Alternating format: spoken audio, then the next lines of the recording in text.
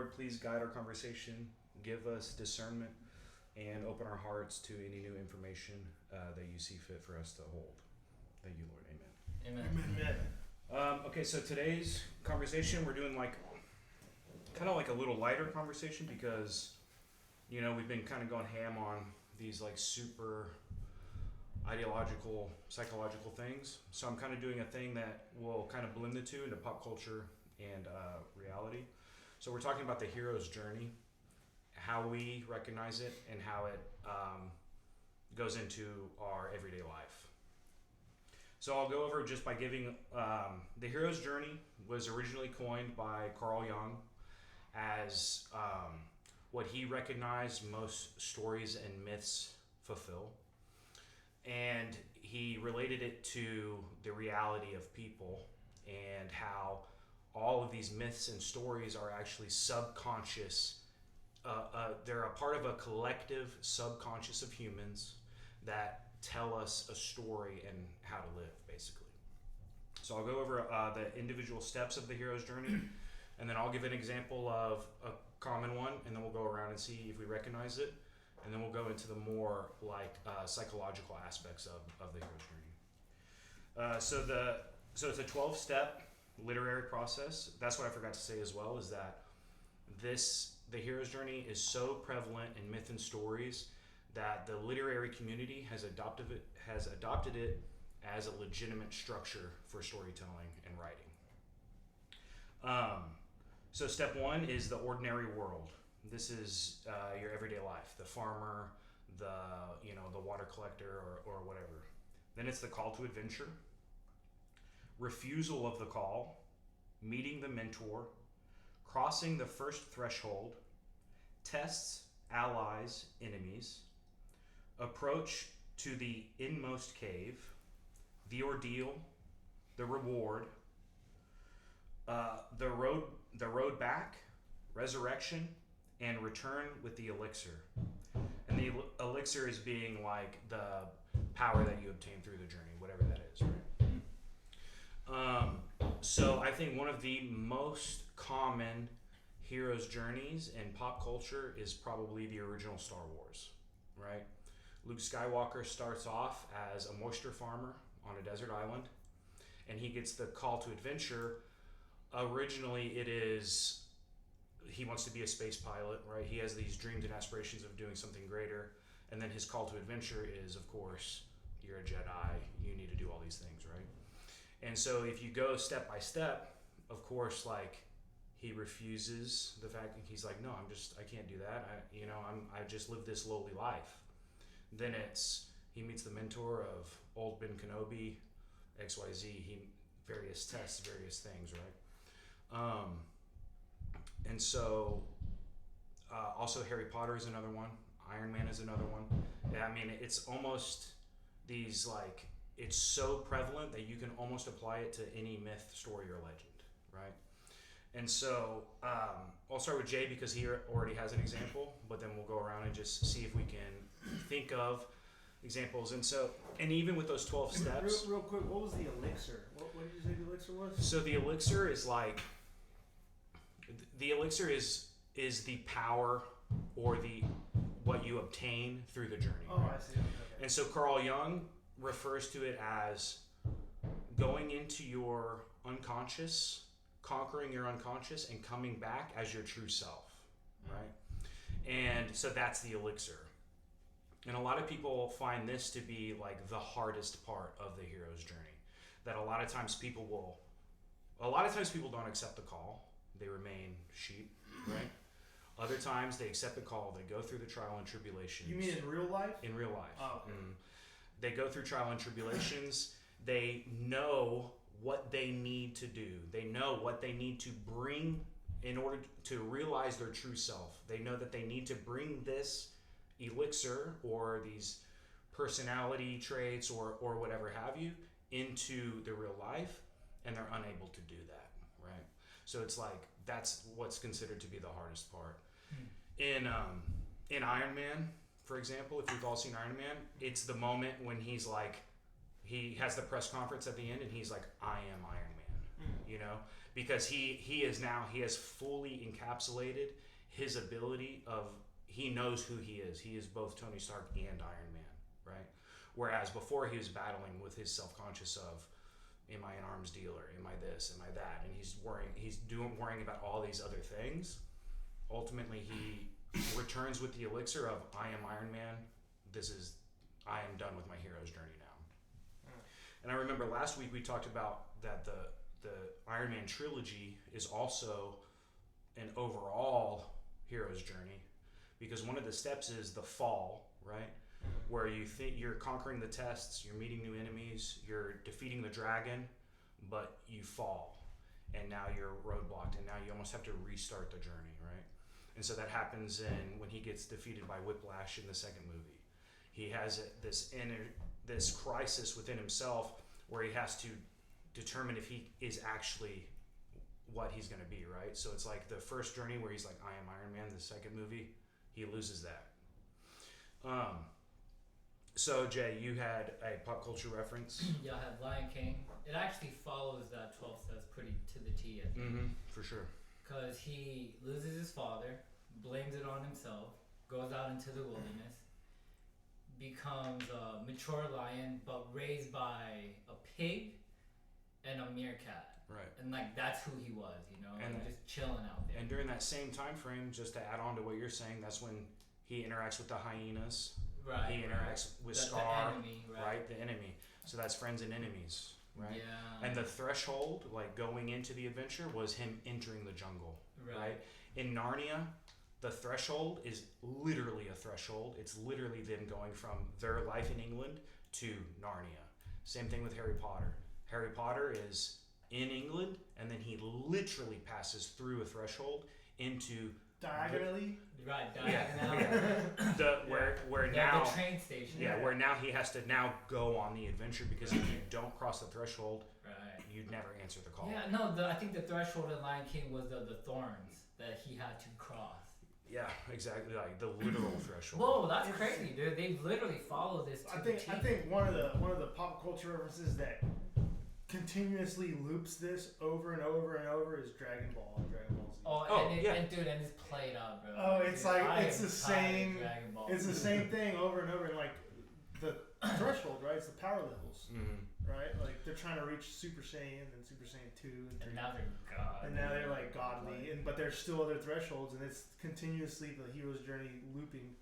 Well, I think what you're thinking of is like personal thresholds of ability and skill, and the threshold that we were talking about previously. It is, because I mean, like whenever he's fighting Frieza, when Goku's fighting Frieza, the threshold to become Super Saiyan, it's an individual power and skill, but it's also a threshold of endurance. Right, he has to endure what he's going through, and like. But that's not the Krillin threshold. But that's not the killed, threshold of the hero's journey, is what I'm saying. You're talking about like the specific step of the hero's journey, passing the threshold. That's what I'm not talking about any other sorts of thresholds, right? Everybody has limits on themselves. So then, what defines a threshold for the hero's journey? Passing from your old life, being a farmer, into committing to now being a Jedi. Right? Oh, I see. So like a change, a dramatic change, a dramatic decision I would say normal to Super Saiyan is pretty dramatic. Well, but it's more like a perspective change, you know, like starting from a new vantage point. If anything, Goku defeating Frieza and bringing the Super Saiyan form to the other Saiyans would be him returning with the elixir, right? Yeah. Krillin dying would be his defeat, where he thinks that nothing is going to happen, and then he overcomes, he regains his power, and he's able to overcome the journey. So the threshold of the hero's journey is a literal or metaphorical crossing from your old life, answering the call to adventure, into the new life. It's not a physical. Now, all of your physical or mental limitations, your own personal thresholds are all. That's what going on the journey is about. Is defeating your own personal limitations and trying to bring your true self, bring your true unconscious self, and merging it with your conscious self and being your true identity. I think Carl Jung wrote about like a dark subconscious. So it's the Also- shadow. The shadow, yeah, the shadow. And right? so, in literary terms, the shadow is like the self doubt that they have, or these sorts of things. When Carl Jung is like, the shadow is, it's almost the main adversary of the real life person's hero journey, because you have to. He says that the more you ignore the shadow, the darker and bigger it becomes. But because you have to address it, you have to go to it, you have to say, these are my negative aspects. I need to conquer those negative aspects of my subconscious, of my shadow. These are the positive aspects of my shadow, and I need to embellish these, and I need to raise these up. And that is the IRL version of the hero's journey, is conquering your shadow. So there's good parts of the shadow. There's good parts of the I shadow. thought the shadow was like mostly stuff you didn't want. No, it's things that are about your personality that you don't even realize are about your personality. So I'm a very caring person. I care for my friends. I answer their call whenever they call. Well, you say, I don't know about that yet. but I don't do that. But you say, okay, well, why do I do that? Yeah. Oh, I do that because when I call people, no one answers my call, and I feel lonely, or whatever. Yeah. And then it's like, okay, well, why do I feel lonely? Well, because I'm codependent. Okay, well, I need to work on my codependency, because it's good to be compatible with somebody and to work together, but it's not good to be dependent on having another person. So both of those things are the same aspect of the shadow, and it's all conquering the shadow. I see. Mm-hmm. Interesting. So, what was your main what was your main interest in discussing the hero's journey and like relating it to anything currently? So my main interest is actually what really started me thinking about it more in depthly is the idea of a collective consciousness. Interesting. Because define that real quick, because I don't know what you mean by collective consciousness. Like that we all kind of, so real quick, so the hero's journey is an archetype, right? So what you mean by that it's all a collective consciousness is that it's like an archetype that we're all longing for, not longing for, but it's like Can recognize. not, I don't know if it's we're all a part of, but that's not the right word. I can't think of the right word, but is it like something that we're all a process, right? So the hero's journey is an archetype, but it's like a process, an archetypical process. And is that something that everyone's going through, or everyone's bound to go through? That's the idea. Okay. Is that everybody's bound to go through it, everybody is in process of going through it, and you can recognize it in yourself and in others. Yeah, and he did say like everyone's called to it, but some people don't listen. Yeah, of course. Which is or they not shy But away. on the spectrum of collective consciousness as well, it's like the idea of hearing a good story versus hearing a bad story, or hearing a well composed song versus a not well composed song. What makes us innately know that song is trash, or that this story doesn't make sense, right? What's funny is that you bring that whenever you were explaining it, I kept thinking about what's going on right now in media, the Mary Sue. Have you heard of the Mary Sue? Mm-hmm. Yeah. Right, where they're just like so the Mary Sue is where they're like putting like female, A Mary Sue is a helpless female character that the hero has to. The damn no, that's not what a Mary Sue is. That's a damsel in distress. That's a damsel. Mary Sue is. A Mary Sue is a woman. It's like a female that they put into the lead roles, and they don't have a hero's journey, but they have like Captain Marvel. Yes, but they have all the positives of having gone through a hero's journey. They're like already perfect. They're already so there's perfect. no story to tell. Exactly. So Captain Marvel is a perfect example of it, right? That's a Mary Sue. And another one is, I think, Hawk Girl. She-Hulk? She-Hulk. Yeah. She didn't really have to go through any of the hero's journey, and so I think another perfect example is all the new Star Wars stuff that's coming out. Right. A lot of people think that it's very low quality as compared to the old Star Wars stuff, and I think that's exactly it's exactly for the reason that you're saying. Because it doesn't fit. It doesn't fit the archetype. Yeah, it doesn't fit the archetype. It takes shortcuts and corners. Yeah. And it's like, oh, well, she's just all powerful. Yeah. And it's like, well, we feel robbed by that. Yeah. And that's the collective unconsciousness that we all agree that that's not fact, as good of a story as the originals. It's almost villainous too, because if you notice about all these like movies that you watch where there is a hero's journey, the villain's already strong. You never see the villain's hero's journey, Right. but he's already like very strong and powerful and is in his position of authority and power or whatever. So them doing that, it's kind of like they're kind of pushing like a villainous type of archetype on it, right? Like you get what I'm saying? Yeah, strange. I think it's a neglect towards the art when it comes to like the actual like media. I mean, and them not sticking to the archetypes. I would just say it's a Marxist subversion, dude. Really, I mean, I don't want to take it there, but I'll take it there. Well, I mean, you did it. Yeah, quick, first 20 minutes. Of the show. Yeah. So, yeah. But let's talk about. I mean, we pretty much understand, the big pop culture references. I mean, clearly there are ancient references, Beowulf, these sorts of things, and it's Odyssey. just Odyssey. I mean, The Hobbit What was it? is not ancient, but it's very old. Enkidu and the Gilgamesh, right? I think that like that. That was on it too. And that's what it relates to, is that when we talk about things like ego and becoming better people, like the call to adventure is you becoming the better person. Right. Because you're sitting on your couch and you're knowing you should go to the gym, drink less alcohol, smoke less weed, but you don't do any of those things. So you haven't answered the call to adventure. Right.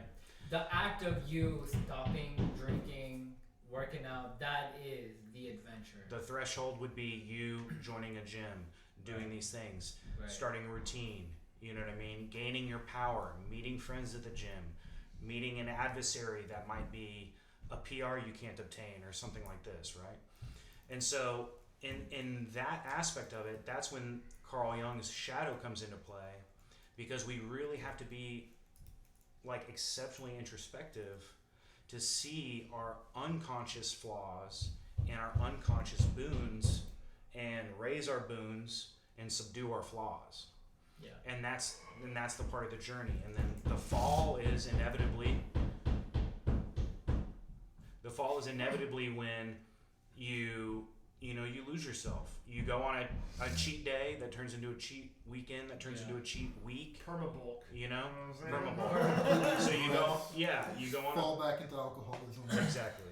Right. And then you have to you almost have to re-answer the call. You have to believe in yourself again. No, you're right. And then bringing the elixir into the real life is like, okay, yeah, I used to get really angry when X happened to me. Yeah. Now X happens to me, and I can see why I would be angry, but I don't become angry, right?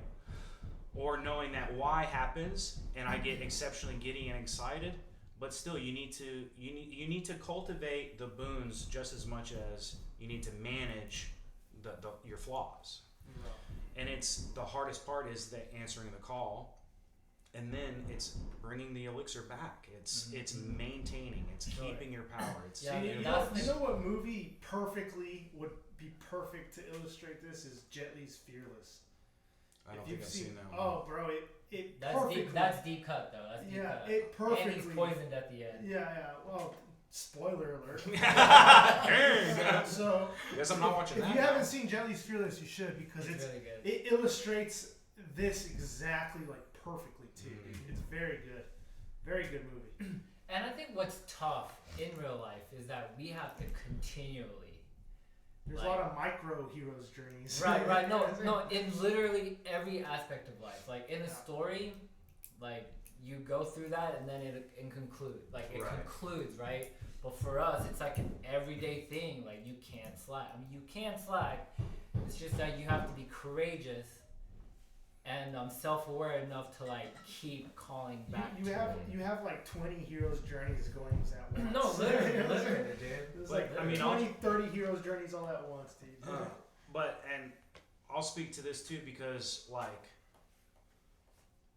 I feel like I'm in the fall right now. I know the things I need to do to become my true self, and I'm just refusing to do them. Yeah. For various reasons that I could go into, but I won't.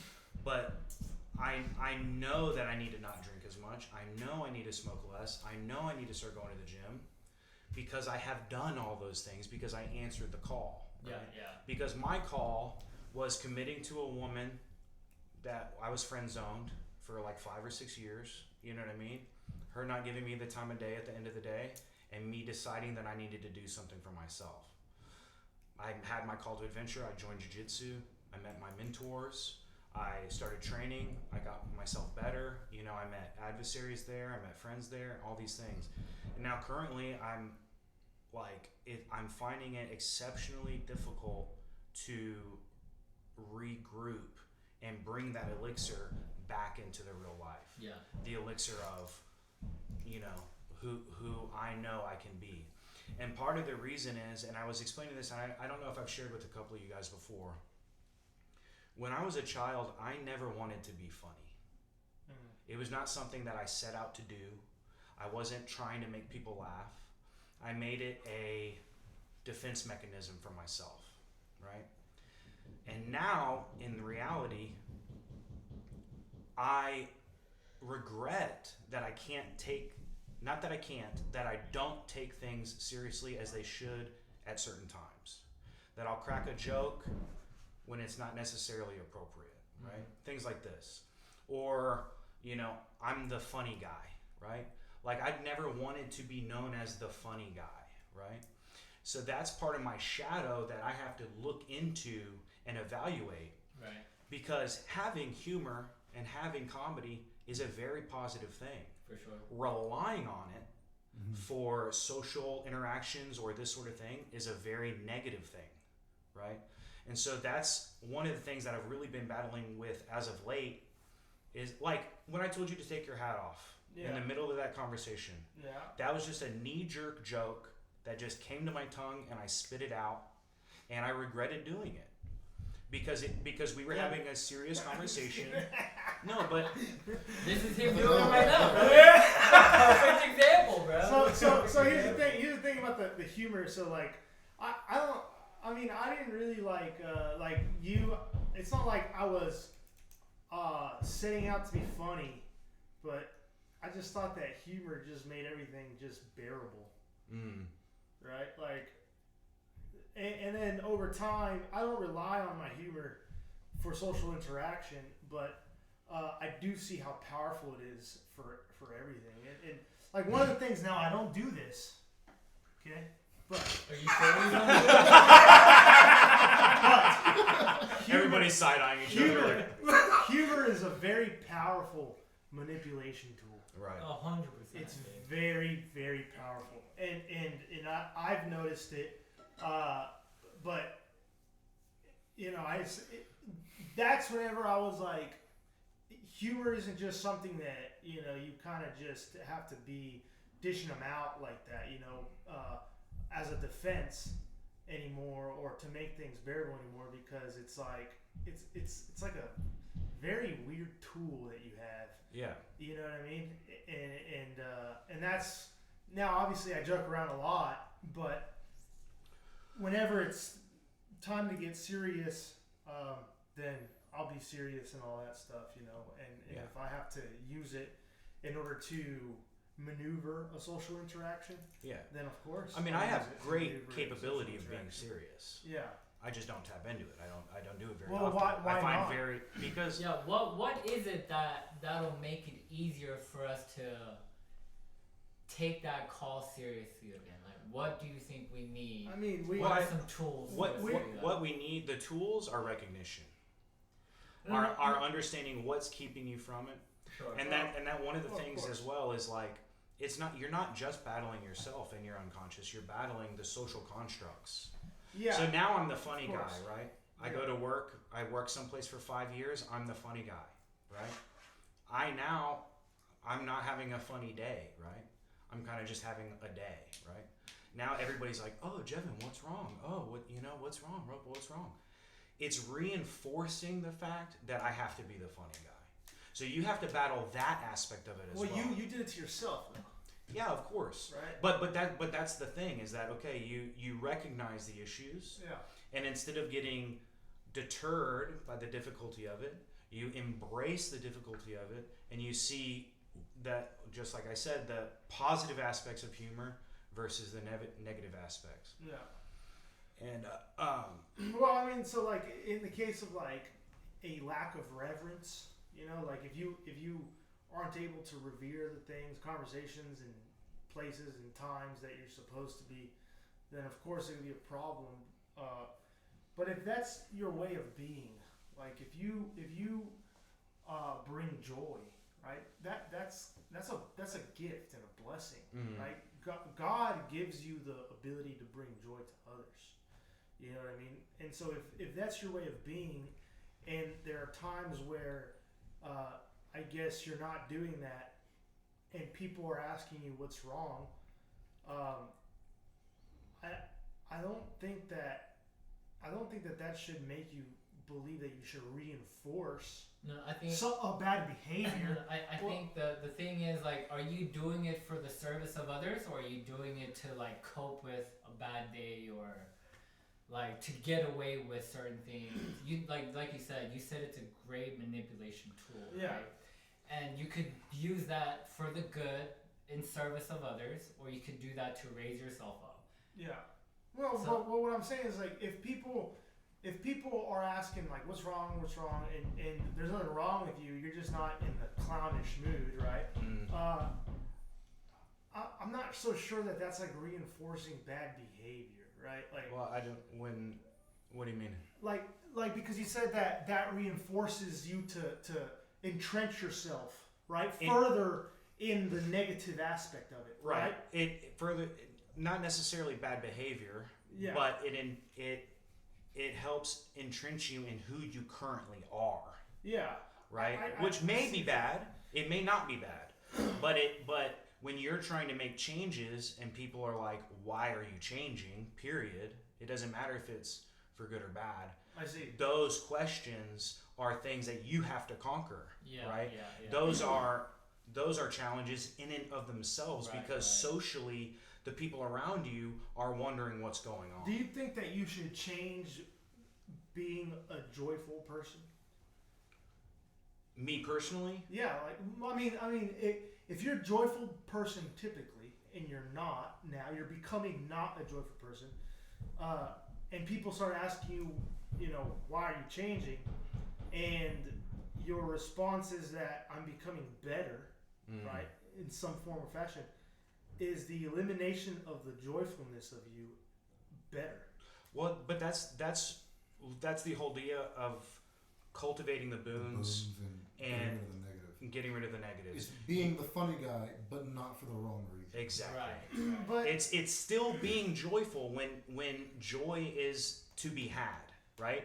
It's not being a clown when it's very serious. And there will be a time shortly thereafter, that very serious time, where you can then bring joy to people, right? I feel that. If it's time to be serious, I don't think anyone would be questioning why you're serious. If you're a clown typically, and it's a time to be serious, I don't think people would be questioning that, right? But my point is that for the person who it's a time to be serious and they cannot help but crack a joke, I see. that's the negative aspect. Of course. And so that doesn't mean they're trying to be less joyful. That just means they're trying to be more mindful of the situations that they're presently in, right? Yes. So you cultivate the boons. You can still be funny. You can still be joyful. You can still do all these things. You just don't do it at grandma's funeral, or you don't do it at. But again, an I HR meeting. don't think people would be asking at grandma's funeral why you're not being a clown if you're typically a clown, right? No, of course not. No, but Maybe being funny isn't the best example. But I'm not talking Well, about what I'm trying to get at is that so you have to contend with outside pressure and external exactly. pressure, right? And to contend with perception. Yeah, with the perception, and that pressure or perception can be attempting to keep you the same, right? But that sameness that it's attempting to keep you at might be a good thing that you are leaving, that you are trying to change or leave. That's the fight, right? No, but that's not a bad. But that's a bad thing, though. Is what I'm trying to say. Well, right. That would be a bad thing. Yeah. If you're understanding your own shadow. Yes. If you're saying I'm too joyful, Yeah. I need to be way more serious overall. Yeah. That's misrepresenting your shadow. That's not doing the You're thing. not doing the service. Right. Okay, You're not all right. doing the service. I see. Okay. No, I'm just trying to think of if you're changing and even the good aspects of you are changing and people notice an overall change, and you're battling the perception and the external pressures, I think you have to be careful of if that pressure is trying to keep the good of you or keep the bad of you. Oh yeah, for sure. You know what I'm saying? Well, and then in the hero's journey, that's where friends and adversaries comes in, right? Yeah. Because you might not have an upfront adversary. You might not have someone standing directly in your way, but they might be pulling you astray, right? Cool. That's an adversary. Yeah. And that's something you have to be mindful about. And It's and true. it could be your own habitual habits. It could be, well, I can't do this because of this. Yeah. Well, it's like, well, then why is one of your adversaries on your journey? Yeah. Because if you really can't do X because of Y, then you need to take a look at Y. But if you just sit on that and say, well, I can't do X because of Y, then you never answer the call. You're screwed. You're never looking at your I mean, shadow. you You're have never to- growing. You have to eliminate all the things that are trying to keep all the negative aspects of yourself alive, right? And that's why your friend group tends to shrink as you mature in your life, right? And I think that's pretty important that you eliminate all the things that are trying to keep all the entire shadow alive, rather than just the good stuff. Right. You know what I mean? And I mean, that's why you have to be a hardliner, dude. You have to, like earlier we were talking about the rules and stuff, but that's why you have to do that, because if you keep something around that allows a bad characteristic to continue within yourself, I mean, I think that's a slippery slope. I think this is a great At the point very too. least, it's a slippery slope. And are you really fulfilling the hero's journey, or are you ignoring one of the paths of the hero's journey while still trying to obtain the elixir, so to say, right? So yeah, It's like getting to the end without going through all the steps. And yeah, or without actually getting to the end. And- Right. Well, you'll never get to the You'll end. never get to the end. Yeah. And I think things get really like we're all main characters in our own lives here, right? Someone like Carlos, I think, is so important because he's gonna be the one kind of keeping everybody like accountable. Because it's easy for myself to like you said, like it'll be a cheat day, it'll be a cheat weekend, it'll be a cheat week, and then like it's a long distance away last time you like took the call, Right. I think it's so important. Like we're all on our own journey here, but like we can always look at it a little further. It could be a group's journey. It could be a tribal journey. You all gotta be hardliners, bro. You gotta be a hardliner. You know what I mean? And No, like for sure. if I'm not like Jeff is calling me out or Kevin's calling me out about the texting or driving, like I'm a hardliner. That doesn't mean that I don't have the problems. Oh, of course not. certain Of course problems. not. Doesn't make you a saint. It doesn't make me a saint, Right. but I think that you have to recognize it, and like we said in the previous, discussions about what makes one a hypocrite, right? Like if I forget to wear my seatbelts certain times, where I neglect to put a seatbelt on, it doesn't make it wrong that I say you should wear one. Right. You know what I mean? So, but if everyone is a hardliner, then that eliminates the, I don't want to say the word, but hypocritical, quote unquote, tendencies in all of us, right? So Keeps things in check. yeah, it keeps everybody at the peak, at the pinnacle of what they could be, because everyone else that they're around is a hardliner, and therefore everyone's eliminating or helping to eliminate everyone else's BS, no matter what. And I mean, look, the way that I am, I've lost friends because I don't want to just keep my mouth shut when I see one of my friends just failing, basically, right? Doing something wrong or doing something that's unethical or something that I believe in or know, and we all know might be damaging. I'll call it out, dude. You know, I always have, and that doesn't mean I haven't made the mistake where I won't make the same mistake later in life, but I recognize it as damage, and right now, in this moment, it can be fixed, and so therefore I would call it out, and people should call it out on me too, right? Which Kevin did about the texting and driving, right? Of course. I was driving with Kevin the other day, and he said you shouldn't text and drive, and I stopped. Hand me the phone. I'll text the phone. I handed him the phone, and he started texting for me. So you have to be like that, and it has to be caught in the moment. You know what I mean? Or you're going to be stifled on the path. That is recognizing your faults. Yeah. No, of course. What do you think the biggest obstacle then to like take on the call again with that fervor that you initially had?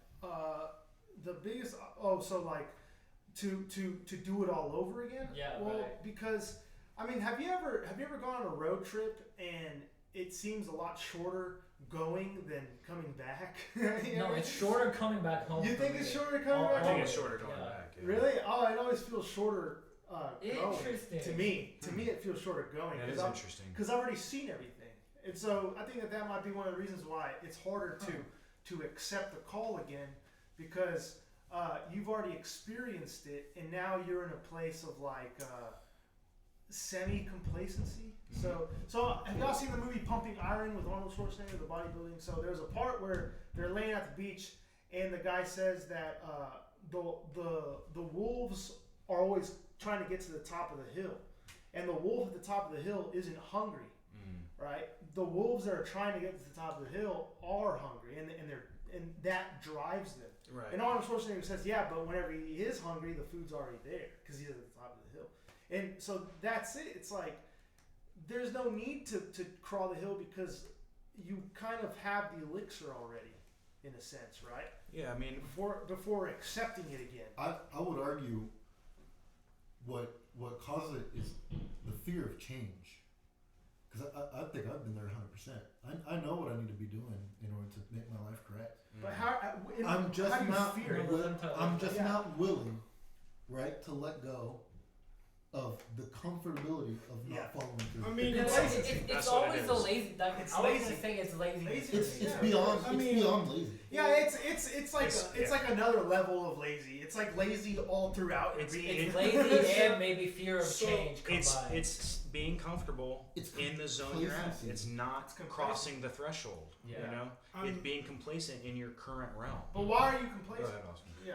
I mean, when y'all talk about this, is Ronnie Coleman, when he was trying to be Mr. Olympia, says it like this, and I think it's the best way to say it is everyone wants to be a bodybuilder but doesn't want to lift a heavy ass weight. Yeah. Right. So, I mean, I just think that everyone wants to change, wants to do something, but usually when the worst happens or when something really negative impacts your life or something that you don't want to change, it allows you the opportunity to change, you know? Mm-hmm. And I think, I mean, that's the thing, is either you want it or you don't want it. Yeah. No, See, the thing with that, right? When negativity strikes, you are forced to change. And when you are forced to change, now you can make the decision, well, let's make the best out of this change. When you're not forced to change, I think what ends up happening, it's a fear of being the best you can be, because now you know you can no longer do the things you want to do in the negative light. Say that one more time. Say that one more time. I see what you're saying. A really simple one is, so let's say I want to become a bodybuilder. Sure. I know for a fact what a bodybuilder should not be doing. Okay. And I enjoy doing those things, as damaging as they are. Right. So, on my trip to become a bodybuilder, I do the workout, I do the diet, I start getting bulky, everything's great, and then I take my cheat day and my cheat week, and I fall back into complacency because I fear that once you become, right, you are no longer allowed the negative aspects of what you were doing. Yeah. That's a fear. You fear becoming. I don't think that people think about it that deeply, though, Kevin. We do. I agree, but I think it's subconscious. But it's exactly.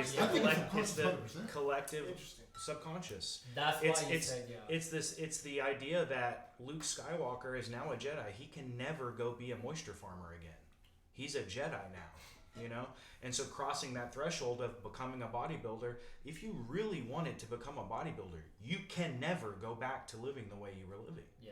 And that's what scares people, right? Because I it's mean, rightly so. It's- though, right? Oh, rightly so. Right. Absolutely. It's- Of course. it's the fear of never reaching your full potential. It's the fear of the unknown. No. No. I think. But what- I mean, let me. Is this what you're trying to say? Like, There's an aspect to that as well. like there's people, I think, that are too scared to find out. Even at their hardest, they won't really be up there. yeah. I think it's the fear of like really finding out what your true potential actually is. Like, let's say my full I mean, potential we can is take some 70. steroids right now. And see. I mean, like someone's full potential might be 70, Yeah. and they put in 100, and they reach 70, and they're like, "Damn, like I'm still." I mean, so freaking short." we cannot not acknowledge the external pressures to keep us all the same Oh, that yeah. Yes. exist. Of in the course, world, yeah. right? So we gotta say that too. Like, Oh, absolutely. And the fear of failure, too, right? It's not just the fear of achieving; it's the fear of failure. Well, that's We're what- that's talking what- not Right, achieving, yeah. right? yeah, I mean, that's It's the fear of change, ultimately. Right? Yeah. when I It's a love, fear of finding out. exactly. Dude, it is So- all about fear. I'll give another Fear's real life the devil. example, right? I wrote that novel. I did it during the lockdown. I wrote 180,000 words during the lockdown. I loved it, right? I loved the story. I was hyped on it. Then I went to go edit it, right? Because I just drafted it. Right. It's not like I have a novel, right? So then I go to edit it. And now I'm literally faced with word by word if I'm good or not. Does this make sense? Do this. So now I have to do all these other steps. I have to go back and I have to literally correct the things that I have done, right? Yeah. This is all right there, right in front of me. The idea of going through all of that work and it still being bad Yeah. was it was so utterly frightening to me. Paralyzing. I was asking everybody to read my draft, to give me feedback. They had no idea what they were reading for, why they were reading it, because the person that goes to Barnes & Noble and buys a book is not going to be able to read a rough draft manuscript and give you notes on how to make it Right. better. Yeah. That's not why they read. That's not Yeah, how they yeah. read. So I was doing all these things, and ultimately, when I lost all of my work, it was like, all right, well, You know, I that's think it. I think I'm that's not going why- to be a writer, I you know? think that's why it's pretty common for writers to have like editors, like specific, like there's editors that only. they don't want to. Oh, I mean, yeah. Yeah, no, No, I think publishers have No, like their but- own editors and. Yes, they whoever do, you're pub- but no, you still have to edit your manuscript 6-7 times before you send it off to I see. publishers. If you send a rough draft to a publisher, they're not going to give it 2 looks. Yeah, Gotcha. that You, makes it sense. has to be edited. It has to be That polished. would really waste their time. What publishers do, or what editors do in publishing houses, they're more about form and like community absorption, right? So they'll say, hey, you need to word this like this, or they'll see plot holes and they'll fix things like that. They're not fixing grammar. Sure. They're not fixing punctuation. Right. They're not fixing disconnected Like, or they're not run your on English sentences. professor. They're not you your know? English teacher. Yeah. They are helping you build the novel to be Marketable. to be marketable, right? So that's why you still have to go through and do all of those steps. And it was just like you said, paralyzing. I wrote a whole novel in 2 months, right? Yeah. I sit down to edit it, which theoretically should be easier, right? It's not. Nobody says it is. But theoretically, you're just like, oh, I just got to clean it up. You already wrote it, right? Right. I sit down, I look at it, and I'm like, I can't do this. You know, Like, you know what's You guys crazy? did chapter by I chapter. used to Oh, I know. draw, It's dude. so I good. used to draw, and like I can draw pretty good. Well, not as good now. But here's the but thing I used about to- chapter by chapter, just as a real quick aside. You change one thing in chapter 4, You gotta. Yeah. it changes the whole fucking book. So you're not changing one thing in chapter 4. You're now this one decision has now changed the whole story, the whole novel, Yeah. and you have to go make sure that that's all synced. Yeah. Then you have to do that for every change. You have to do that for every single So thing. I think Right. that it's a tactic to work chapters but backwards. Yeah. I mean, So as you make changes, right, they don't cascade forward. You make the change, and then you can make it make more sense earlier. I'm not an editor. I'm not doing that. That used to happen when I used to draw. If I used to draw something and I used to like really like it, the next day I would look at it and be like, man, this sucks. That's how I think all creative processes go. Yeah. Dude. Like even when I'm making like little bits of music, I'm like, Yeah. oh, it sounds pretty good. And then you listen the next day. That's the thing with professional artists as well. When they're drawing, they flip the canvas, and it looks horrible. Right. It's like, what's up with that? Like, how do It's we wild. overcome? Like, how Because does you want someone perfection, bro. It's You want perception. perfection. Mm. You want a perfection, like that, and that. But You know, you I don't think, want to lift the heavy weight. what's up? You know, I mean, Right, Because that's that the thing. is the heavy weight. I dude. wanted to have a finished novel, right? Right. But I just got the gym membership, and I go twice a week. I didn't lift the heavy weight of the editing, of the doing these things. Right, that's the actual heavy lifting. That's the heavy lifting, right? Like even for music, I think like Because for me, being creative, that was easy for me. Clearly, Yeah, I just yeah, sat down. I just fucking word vomited Yeah, onto my Word doc. that's why you had to edit so much, all that vomit. You know what I'm saying? Dude, the sky stinks. I did have to edit quite a bit. yeah, making a riff is relatively easy. It's how you formulate that into like a whole song. Right, That's exactly. the hard part, you know. Yeah, That for is sure. the hard part. Making it into a whole song, That is especially the if your tough music part. knowledge is crap, you know, like mine. I mean, does anybody have anything else? I mean, are there any things in your personal shadows that you're currently working on, or I just want to stop cussing, dude. That's what I want. Do you really want to? Yeah, but it's so hard. It's like I've been No, doing it dude. forever. I've been I doing feel it like you forever. don't even try though. I do dude. try, bro. I Oh. do. he try. does? You hear him on Diz saying like frick and stuff. He sometimes. tries in dude. his own way. I try in my own way. It's a small little effort. You know, like, cause I Give try it a not to shot, cuss, man. but when I'm with y'all, Yeah. oh, dude, it comes Yeah. out. Dude, I've been Yeah. like, Comes I out, like dude. cussing in front of my wife, and like I feel terrible because she don't like cussing, and also I don't want her to start cussing, so I shouldn't cuss around her. You know? Yeah, when I slip, Nissa slips. You know. Yeah, like, bro. And that's how it goes, dude. My, like, Haley, dude, Haley the don't ripple cuss at effect all. on like, Yeah.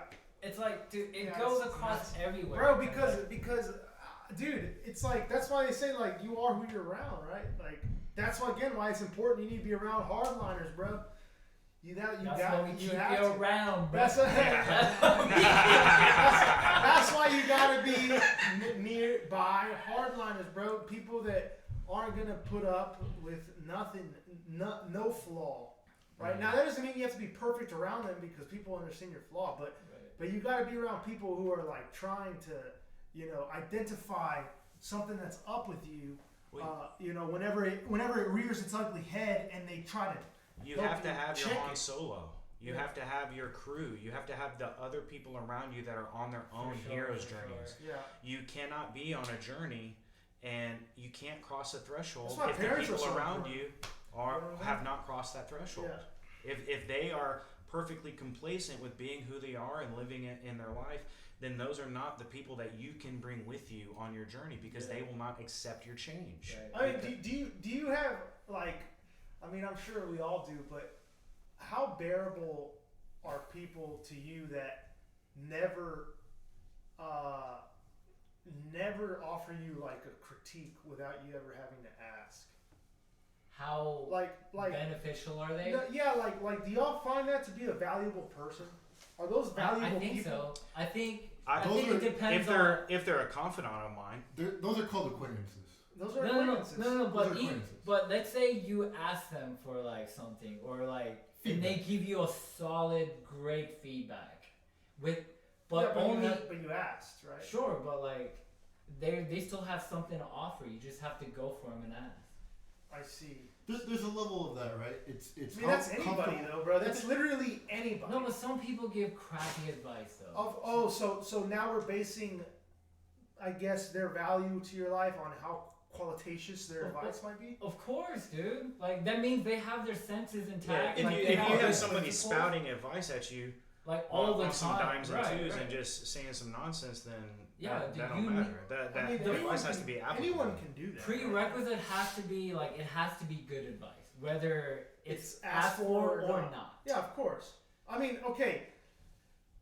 Barring anyone who gives The- shit advice. The point is, okay? are they looking out for you or are they answering your question? Yeah, that's a good one, right?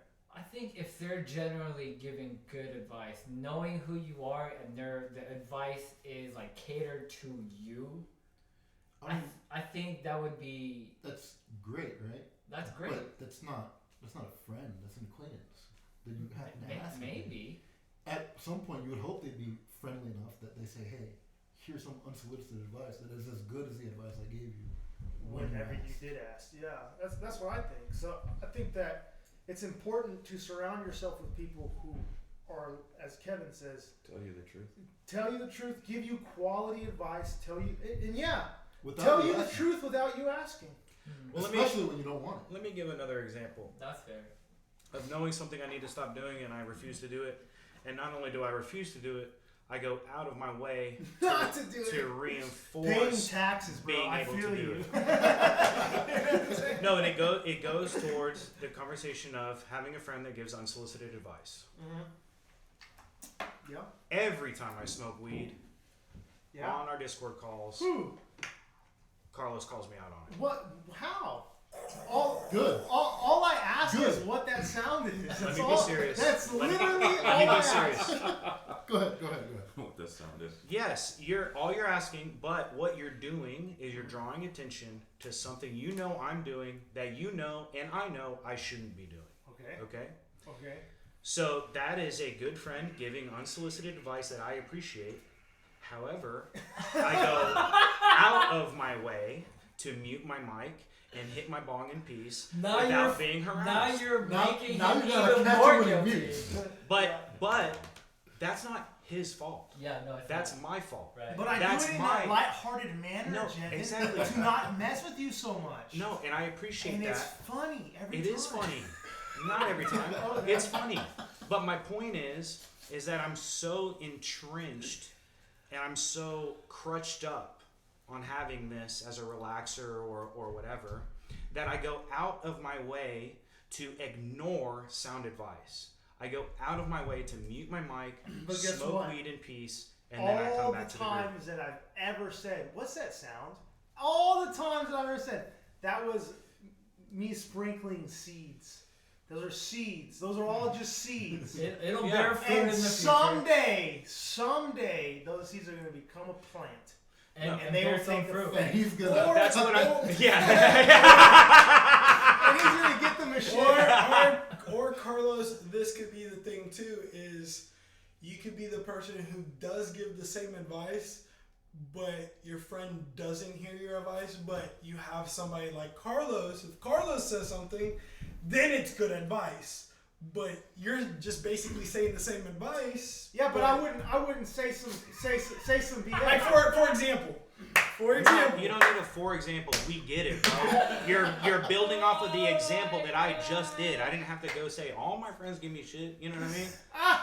It was one example. We get it. You give me shit too. Let's move on. No, what I'm saying is like, but I don't do it the same way as Carlos do it. I tell you, hey, you need to stop. Yeah, you're much more naggy about it, Well, and I'm much less receptive to it. To be honest. so here's He's still right. He's still right, still right. but He's still because right. he goes about it in a different way, I'm like, nah. But he's doing it in like a joking, like he's like you're nagging me, right? But he's making me think about it. You're telling me you shouldn't be doing that, and he's just making me think that I shouldn't be doing it. So it resonates deeper with me, right? Because I could tell you that you don't need to eat 2 dinners before a thing, you know what I mean? But that's the thing. And so it's like there's a way to go about the advice, and there's a way to come at somebody, right? And I'm not saying that I appreciate you as well when you tell me, why don't you just stop tonight? Why don't you stop right now? And I got tons of excuses on why I should not stop right now, right? But I don't have to. It's not as much of a contention when Carlos is just like, "Hey, well, what's that sound?" And I'm like, "My mom," you know. And then I get to thinking, and then I'm thinking I shouldn't be doing this for X, Y, Z, instead of an outside source saying you shouldn't be doing this for X, Y, Z, right? It means more because he like incepted the idea, right? there's a way to go about it, and like the thing is everyone knows me as a hardliner, Oscar. You know what I mean? So if I'm gonna give you advice, it's something that I've thought about, extensively or something like that, and I'll say it to you, and I'll give you the reasons why I'm saying it to you. And in the case of smoking weed, right? I used to do it, right? And I had all the arguments that you could possibly use as to why to do it. I used to give those arguments, right? And I was also in a position, and I'm in a position now with other things other than smoking weed where I just don't want to hear it. Okay, my dad will say things to me, dude. Every time I hang out with my mom, or specifically my dad, there's something he says that I have to be doing. Every single time, which is why I'm the way that I am, right? Like, I'm a hardliner because my dad's a bold line, okay? Let me say this real quick, is that when you were like, you just don't want to hear it. Yeah. That's my shadow fucking me up, saying I'm not going to listen to my very good friend because he's coming at me straight. Yeah. Why am I having that negative reaction to his good advice? It is pride. I was gonna talk about it's pride. Okay, that's what it is. It's pride. Because every time my dad says now, like, I'm older and pretty successful, whatever, I'm in a good place and all that stuff. Like, it's not that I don't want to hear it per se. You don't want to hear it. It's not that I don't need to hear it like that. It's just that, like, you feel like you're good. No, what it does is it disturbs a perception of peace that I believe that I have. Mm-hmm. But the thing about my dad is that there's always something on the horizon that you need to be preparing for in the eyes of my father. And so anytime that he gives advice, all I can think about is the thing that's on the horizon. Now, I don't know what it is, but there's something there, especially if he says it, and because he's always been right. My dad's never been wrong, dude, okay? Like, imagine knowing someone that you know has never been wrong, and then when they're telling you something, you're like, come on, and you're trying to blow it off. Don't put that seed in me right now. Yeah, bro. Don't do that to me. That's how it's like with my dad. Yeah. Okay? I mean, he said things 25 years ago, dog, that I look back and I'm like, I can't believe like how on the money he was with this certain thing or with that thing. So it's hard, bro. It's hard to blow off advice from someone like that. You know what I mean? But that's why I said I may try to blow it off. No matter what I do, there's a big avocado-sized seed, right?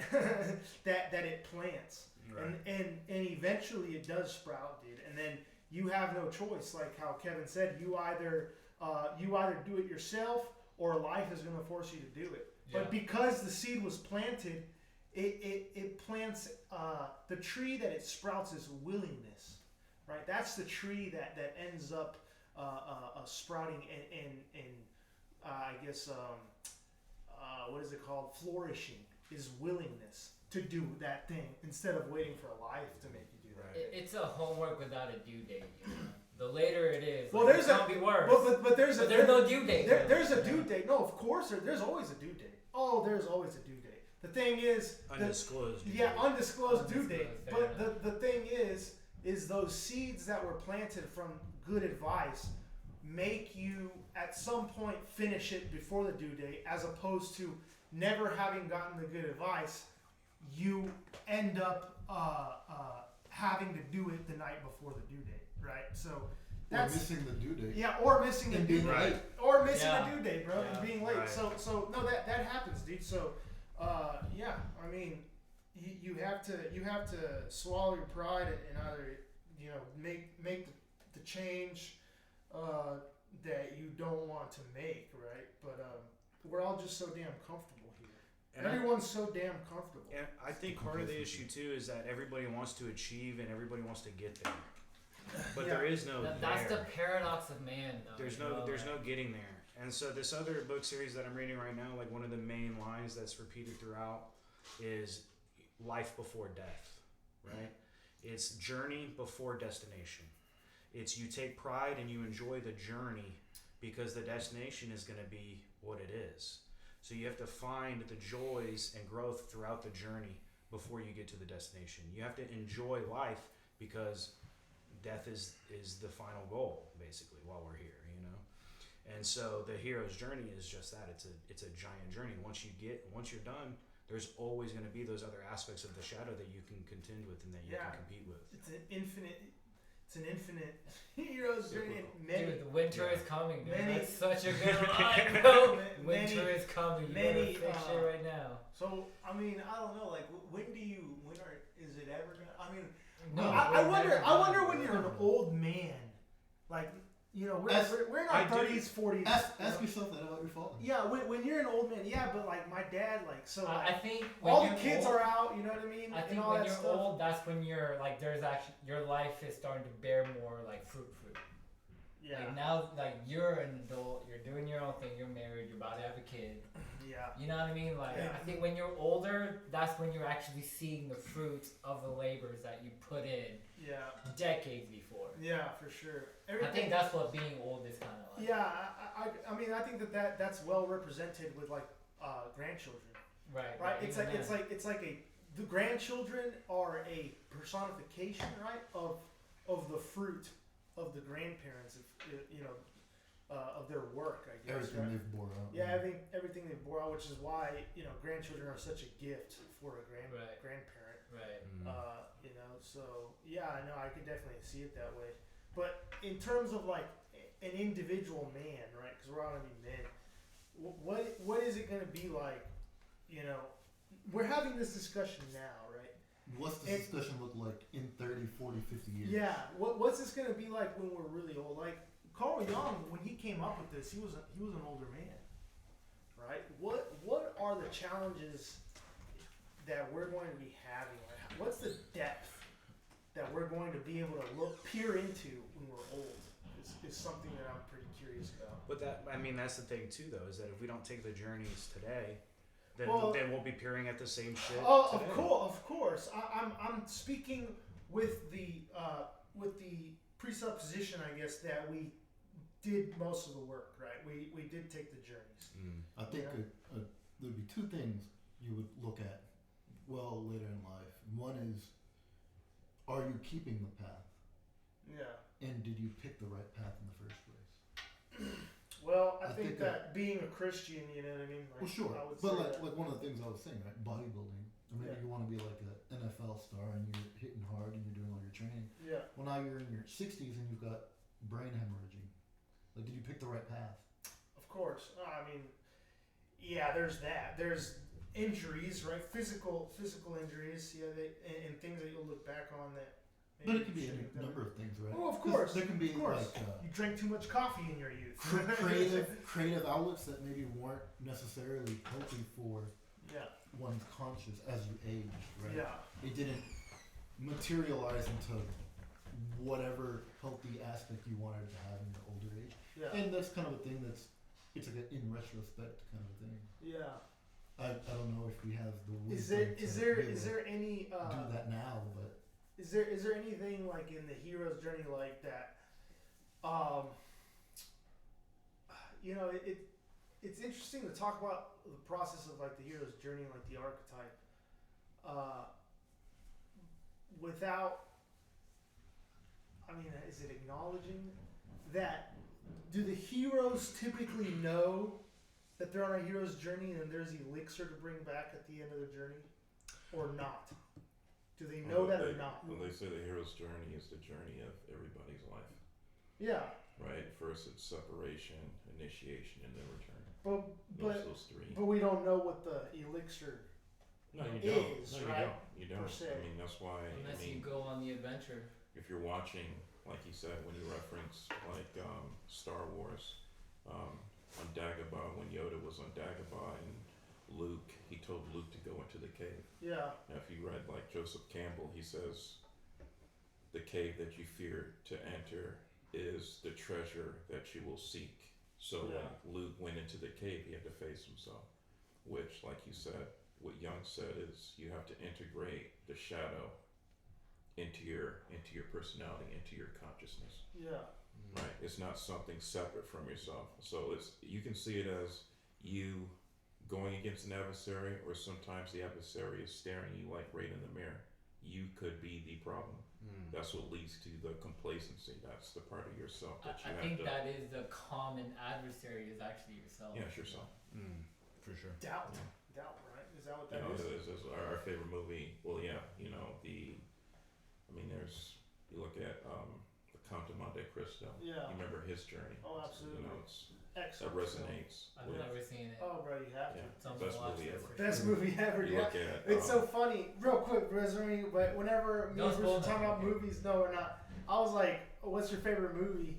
And I was like, I don't know if I said it first or he said it first, but I said it first. you said it first? Oh, dang it. You almost trying to take that Anyway, credit. no, I didn't. No, I didn't. And I was like, dude, I love that movie. That's And he my that's favorite. why- preluded it with, I don't know who said it. That's first. my That's why I was quick to cut him off. No, I did. Anyways, It was definitely. anyways, it was that's my favorite movie too, right? And that's Bruce's favorite movie, bro. That's crazy, you know. And so, yeah, you definitely gotta watch it. Or you watch Batman Begins, it's the same thing. Yeah. Oh, I the mean, Batman Batman trilogy Begins is is so good, dude. Batman Begins is the. I mean, And you know, and I step thought by first one was kind of bad too, but now like I watched it like It's 2 good. years ago. Oh, bro, it's so good. I just watched so it 2 good. days ago. It's have y'all phenomenal. seen the movie Galactica? No. Okay, so it's about in the future where you have to have the most ultimate genes to do anything in the world. So Like Levi? so I did it again. Bro, Yeah. why you did that? Yes, I'm sir. sorry. No, Yeah, it's bro. like so your genes depend on what your aspect of your career is gonna be. So you mean your career depends on what genes? do what genes you have? Is it Gattaca? Gattaca, yeah. Yeah. Gattaca. That's So what it is. my bad. Yeah, Galactica's Yeah, I pretty said good. Galactica. My bad. Yeah. But Gattaca, and I think it's I mean, that's how it is in India. That's basically how it is in India, dude. Well, they have the caste system. Yeah, Same thing. exactly. It's the same thing. No, but genes actually have a little more. Yeah, genes are Yeah, like, but- oh, you like- have really good hand. Right, you got good hardware, bro. yeah, but You know what I I mean, that's mean? what the cast. All right, we're not gonna get into India, all right? But that sounds like. but it. the reason why I bring it up is because the hero journey in that is that at the end, it's him and his brother.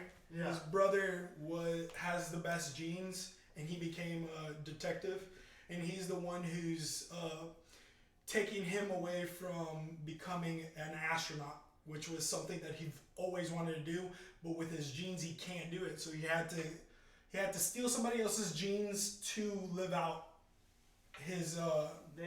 his That's that his Robin life, Spoiler alert. right? Yeah. Yeah, spoiler alert. But at the end, it's him and his brother swimming. It was like, hey, we're gonna swim like we swam when we were little, and whoever swims the most wins. And And his brother died. and his brother actually starts sinking. He does. he die. doesn't. He's not able to do it. So his brother, the one who had the bad genes, actually saves him from the water and then brings him back to shore. And you know, it just for me, it's just It's you about know, it's the over- heart, you know. It's about the heart. yeah. So for me, like I really enjoyed it because it was an underdog story the whole time. And even if you're perfect, you're not perfect. Right. You This know? is another thing that humans like is the underdog overcoming like Yeah. like that's such a human thing. 'Cause bro. everyone- It's the journey of your life. Right. Yeah, that we always root for Well, the because well, we're- I always root Well, for I don't always root for the underdog.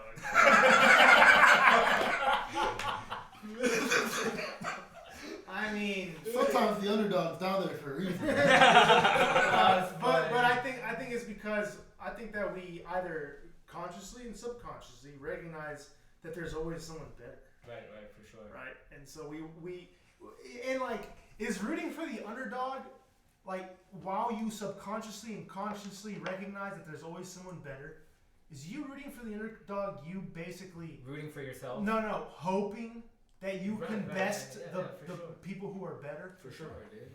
Or is it you hoping for the downfall of the better? Yeah, or you hoping for the downfall of the better. I I guess mean, that that- depends on if you're a Republican or Democrat. Oh! That's actually Well- so well funny, put, dude. Jack. That is so funny. Couldn't have said it any better myself. I would have used conservative and leftist, but Yeah. Fine, you can use that if you want. But anyways, so I mean, I think it's almost. Is it almost envious? Envy is I don't definitely. think it's envy. I mean, envy is I mean, when you envy see is part somebody of with life, something. It is part. I think Yeah, there but are things if that you- you're witnessing, like courage. That's what we're really Yeah. rooting for. I see. That's what we're. Are you rooting sure that's what But- we're really rooting for? That's what I'm rooting for. Courage, I don't know what about determination. you, I dude. What is know, courage right? and determination in this aspect? Overcoming. Skill. I think it's. Skill. I think what it is Yeah. is. I think it's. Skill. Well, yeah, if you Not if it's necessarily based, if it's skill. based on like envy, then yes. If it's not, then That's what I mean. Is it envious to root for the underdog? Like because I don't you're think so. relating people. no. We're talking about the relationship between the underdog and the person you mentioned, the person that Yeah, has the most skill, best. Yeah. right? Yeah. You know, so either that person's trying to get to where the person who has a little bit more skill Yeah. is, or he's just, it's within the context of like the hero's journey. It's I need to sacrifice to get to point B, Yeah. right? I see. And some people have things like just given to them. Some people have like natural talent, natural abilities, For like sure. skill. I wouldn't impugn any of those traits, you know. But some people who don't have those are most likely to root like for the underdog. I hope this guy like really, makes it. But that's a discussion you have with anybody. He's telling you, hey, you need not to smoke because you're more likely to listen to him because he used to do it. Right. So but he's already crossed that threshold. Right. Well, and I think it was. I was thinking about this in the restroom as well. Is that I think people are more apt to take advice from people that they're not sharing space with, right? So, in the sense that like, let me think on that a little It's more. because of pride. You're more. It is It because is of because of pride. pride. You're It's more, so you're more because of likely pride. to take advice from somebody that you view above you than you are to take advice from somebody that you view as your equal, a If they peer. they share their story with you, Right. like just like a writer. No, but What it, do you expect a writer to tell you? When you say I just can't, I'm paying attention to like every single word. And you say, well, how do you think it will work? This is just what you have to go through. When you talked about like complacency, when chaos happens to you, then you have to change. But it's only when chaos happens. But like you said, I mean, comfort is the killer. Mm-hmm. Art is same thing. How'd you expect it to work? You think it was going to be easy? If you body build, I think when you mentioned there is a path. If you want to take the path that everyone else takes, and just in terms of like probability, who's likely to make it? What percentage of people are like? It's a very small percentage, and then you have to look at yourself. Well, is this something I want to pursue? If steroids could enlarge my heart and all my organs, and I'm more likely to, die and pass away chasing my dreams. Is that something I really want to, pursue? And it just like, depending when you talk to, some people will be honest with you. I'd say, tread carefully, because you could end up like, the 30 or so bodybuilders that passed away, this year. Yeah. Maybe you pursue, something different. Mm-hmm. But the ones that make it, of course, they see themselves like as heroes. Of course, they're going to have influence on up and coming bodybuilders that want to be there. But look at the results. Look at Ronnie Coleman. And I think you have to look at the reasoning and the purpose behind your goals as well. Mm-hmm. I mean, if you have flawed reasoning to achieve something, then it's not going to be healthy, and you won't go about achieving it in a healthy way. That's what I was thinking earlier. Was is the elixir? Is it worth the journey always? You know what I mean? The idea of the elixir is becoming your true self, right? And in literary terms, the elixir is not always, but it's very generally like identifiable. Is the true self like objectively good? What if like you're objectively a bad person, right? That's why Jung says self-realization is so important. Yeah. He hammers in his book like self-realization, like when you look inside yourself, that's when you discover. I see.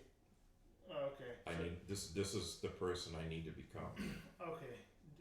I need to become, or I should become. I should become. I'm a little bit familiar with Jung, but does he give like what like a good standard? Like, um,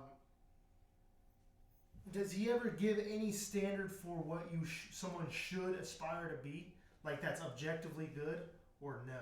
Because if you don't have an objective standard, how can you then say to You're yourself? saying there might be a villain's journey as well. Yeah. Like how as can you opposed to say to the yourself, this is who I should become, and you don't have like an objective standard of good, right, or bad? You know what I mean? Well, Like can evil people embark on the hero's journey? Right. The Carl Jung balance was journey. very religious. Who?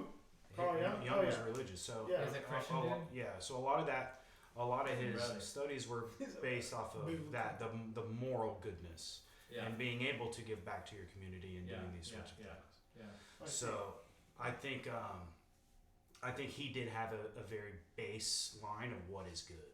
But he admittedly says that people are not baseline good. People are No, I think baseline people are more baseline evil. That's what Yeah, led to the evil, shadow. yeah. Yeah, this I part think of everyone's evil, and you have to pull yourself out. And But if you're, I mean, we talked about you have to be ruthless sometimes. Well, of course. So as I talk about ruthlessness, then I'm talking about like my shadow. You know, it's But you have to be it's- ruthless with yourself as well. yeah, of course. You know, and it's if that means telling people the truth, you know, when you mention like unsolicited, you know, like advice, Mm-hmm. you know, and I said before, you know, truth is at the bottom of trust. And I think everyone in here, as we get to know each other, we learn to trust, you know, each other. So everyone should be comfortable with certain truisms that we Float around. you know, Yeah. back and forth. He's going to hold me accountable, you know, by challenging some ideas, and I'd expect that like from everyone else, you Yeah, know, for you know, sure. like in here, Mm-hmm. you know. But I don't know. At the same time, it's I think even reading that book by Screw Tape, By C.S. C.S. Lewis, Lewis, the yeah. Screw Tape Letters. Yeah. the demon tries to get him to turn away from God. Yeah. You know, it's that actually resonated with me, you know, quite a bit. What about it resonated with you?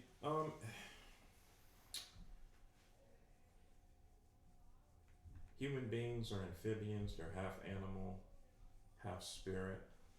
You know, and everything he told him should work like in the reverse. Don't all the goodwill and the virtues and the principles should reside in the imagination. All the selfishness, self-interest, pride, ego should resonate within the will and like the intellect. That makes it harder to get rid of. If the principles and the goodwill were in the will and the intellect and, you know, pride, ego resided in the imagination, say like your shadow, then it's easier to deal with, Yeah. right? Absolutely. But because the demon told Wormwood to, every day he's writing letters. Every day he's scaring him away from, you know, God's divinity. You know, it just resonated as I'm reading it. You know, it just resonated with me a lot because you'll have people that could have like a bad influence on you, but without even saying anything. Like the lower centers of your brain, there's a language spoken that nobody understands. It's through facial expressions. It's through nonverbals. You know, the grief muscle in the middle of your forehead. You know, because it's, like he says, people are just like they're an amalgam of like experiences. And this came from, I think, like an interrogator, Chase Hughes, when he interrogates, is when he's trying to get the truth like out of people. It's how you ask questions. You know, I did this with my kid. Yeah, it works a lot well It with works a lot. women too. It works right? a lot. Yeah. It works a lot. Like Yeah. he'd say, well, and then the guy was like, what would you say? He's like, what did you say to OJ? If you found out he did it, you know, you'd say something like, you know, hey, nice to meet you, OJ. I like you a lot. I haven't known you that long, but I can always tell when someone's not being honest with me. You know, so I really want you to think about what I'm about to ask you. What do you think should happen to somebody who, you know, did something like this? You know, what would you do? And then he just goes from there.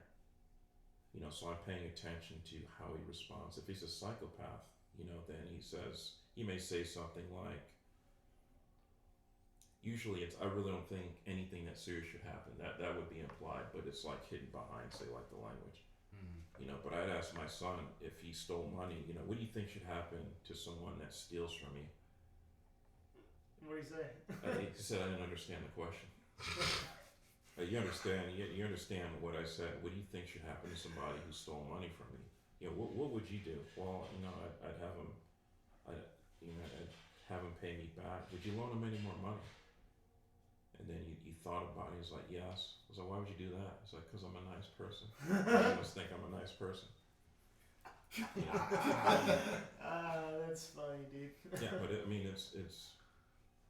I don't know. It's But he's also answering that yeah. from a place of inexperience Mhm. because he's never been in that position. So you can't simply say, "Well, I'm a nice person, so I would continue to give my money away to somebody." You know? But he's smart enough to know. Yeah. But I mean, like, when me and Carlos was talking, it's like narrative ethics. Yeah. You know, we watch,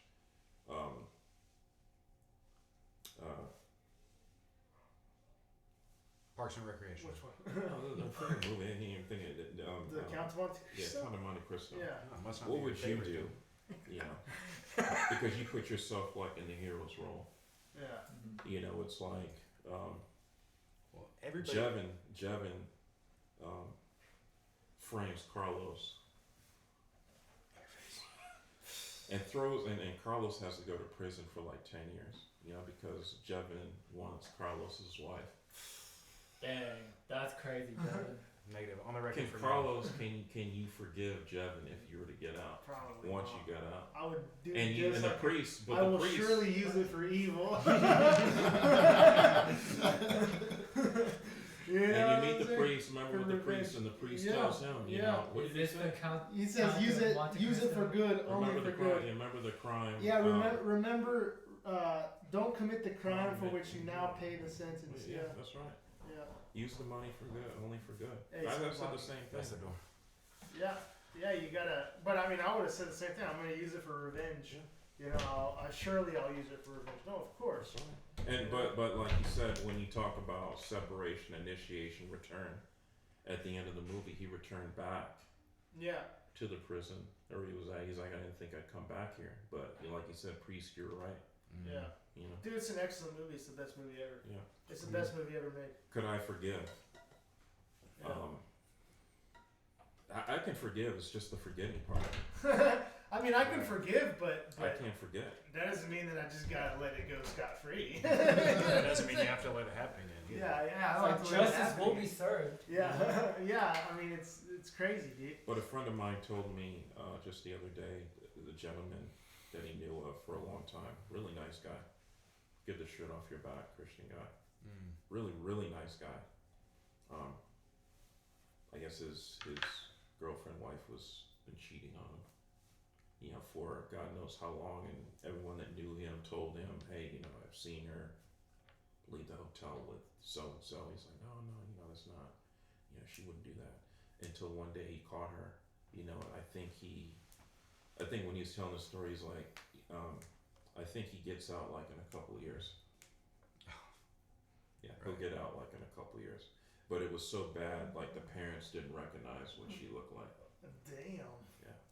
I mean, I But would. the police are asking, he's like, well, I don't understand. He's like, does he have a history of violence? It's like, no. It's like, He also doesn't have a history of being cheated on.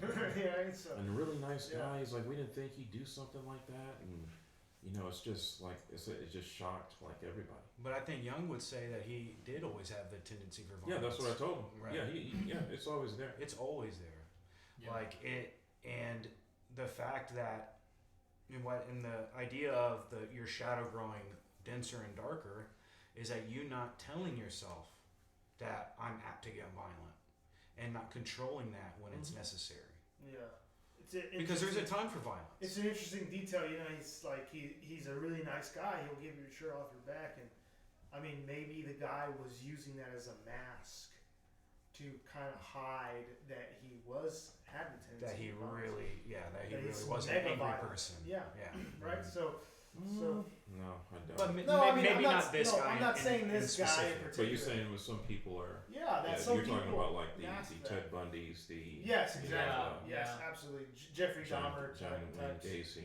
Yeah, Yeah. yeah. So I mean, for sure. But like I said, I told him you won't see it coming. Mm. You know, they say you teach people how to treat you. She taught him very poorly. Yeah. But it's like this, just because I can, I should. You know, ethic, and it Right. doesn't. That goes along with the might is right ethic, Yeah. right? Yeah. Yeah. So interesting. All right. Well, we're at an hour 30. It's 5:15. Do we want to talk about conversations for next month, or? All right. Let's go. Let's go over topics for next month. Does anyone have any? We'll start with DeAndre. I have nothing in mind, honestly. Okay. Jay. What I had in mind last time was the importance of nurturing leadership to the next generation. Or Yeah, it's a good one. I wanted to discuss like presuppositions and identifying presuppositions and like idioms, and also like discussing. I like idioms. I guess I don't know if they are idioms, but like for example, follow your heart. You know, like these little sayings like that. blood is thicker than water. Yeah, blood is thicker than water. All these little popular sayings that we've all accepted, right? When we were younger, we all accepted as oh yeah, that's a philosophical. Liar, liar, pants on fire. Yeah, exactly. Like that. Like they're valid philosophical ideas, but they're also loaded with presuppositions. Whoever Right. dealt it, Okay. Yeah, that's Sure. right. whoever smelt it, dealt it. Yeah. So, anyways, so stuff like that, and so that was my topic. Bruce. I forgot. Mentioned something a long I think time that ago. We the did the last justice one, one. the last one that I remember Bruce mentioning was racialism. Yeah. If I remember correctly. What is racialism exactly? That's the original term of racism. They used to call it racialism. Yeah, Interesting. I think it's more. It's cultural based. No, or- it's more like it's more. It's less based on just people's subjective feelings and looking more at the actual differences of races. Is that correct? Like the actual real differences between the races, not about which one's better. Or What it which meant one's better. in the 60s, in the 50s and 60s, and how the term, like you said, the subjective meaning of the term had changed. Yeah, 20, 30 years later. yeah. Okay. Kevin. I have yet to be able to formulate my thoughts into a proper subject, so I need some more time to cook. Well, when Kevin's ready, I vote for his because I'll- it's gonna be good. Oscar. Nothing in mind. Okay. Jevin. I mean, this was mine, so I'll skip for next week. Okay. What do y'all want to? I like idioms. Yeah, I like idioms. Too. Idioms is pretty easy to talk about. I think It's pretty good. pretty easy to trash on and pretty easy to praise. Yeah. I like the presupposition Yeah. idea. It's a very important one. Yeah, I to think- touch on. I mean, I don't want to go over the whole spiel, but that is the main mode of warfare in the culture is with presuppositions, and we should discuss that for sure. Cool. So, all right, nice Presups and idioms next month. presups and